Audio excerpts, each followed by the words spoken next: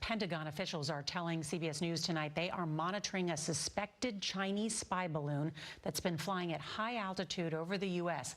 The spy balloon was over Montana, which is where some of the silos for intercontinental ballistic missiles are located. President Biden initially wanted to shoot it down, and jet fighters scrambled to be in position. But the Pentagon ultimately recommended against it because of the danger of falling debris might pose to people on the ground. The Chinese balloon over Montana sparked the moniker on Fox News, Red Threat Rising.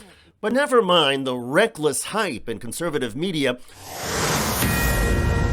the incident still comes at a fairly sensitive time. A four-star Air Force general is now predicting war with China. He writes in a memo that Beijing will likely invade Taiwan while the U.S. is distracted by the upcoming presidential election. He says, quote, "I hope I'm wrong. My gut tells me we'll fight in 2025.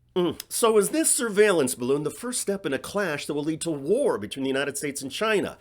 It's understandable that Fox wants you to think that. Fox News thrives on viewers who are terrified, and it's even better for Fox when the alleged troubles are brewing during a Democratic administration. But the relationship between the United States and China is actually a bit more complex. And the reality is that China has surveillance systems monitoring the United States 24 hours a day. Most of these systems are called satellites. Hundreds of Chinese military satellites are orbiting the Earth and picking up all kinds of data and information about the United States. Likewise, the United States has even more satellites scooping up information, phone calls, and data about China and dozens of other countries around the globe. So why would China float a relatively unsophisticated surveillance balloon, an object roughly 3 times the size of a bus, and send it over the western United States? Military and surveillance experts say it serves more as a signal than a security threat. Quote, "They have other means to spy out American infrastructure or whatever information they wanted to obtain. The balloon was to send a signal to the Americans and also to see how the Americans would react," explained Dr. Benjamin Ho, coordinator of the China program at Singapore's Rajartam School of International Studies. Quote, "It's possible that being spotted was the whole point. China might be using the balloon to demonstrate that it has sophisticated technological capability to penetrate U.S. airspace without risking serious escalation. In this regard, a balloon is a pretty ideal choice," said Arthur Holland Michael from the Carnegie Council for Ethics and International Affairs.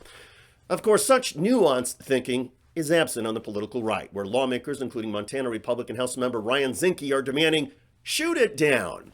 Georgia Republican Marjorie Taylor Greene tweeted, "You heard the man from Montana, shoot it down." But even Donald Trump's former defense secretary says there's a better approach. My interest would be not necessarily shooting it down, but bringing it down so that we can capture the equipment and understand exactly what they're doing. Are they taking pictures? Are they intercepting signals? What are they doing? And what is the level of technical capability? It will tell us a lot about what they're trying to do, what they're trying to learn, and what their capability is of doing that. Mark Esper then added that if the United States could not capture the balloon, he would shoot it down. The Biden administration has been advised, though, by the Pentagon that destroying such a large airborne structure would cause all kinds of debris to crash to the Earth, possibly striking and killing people on the ground.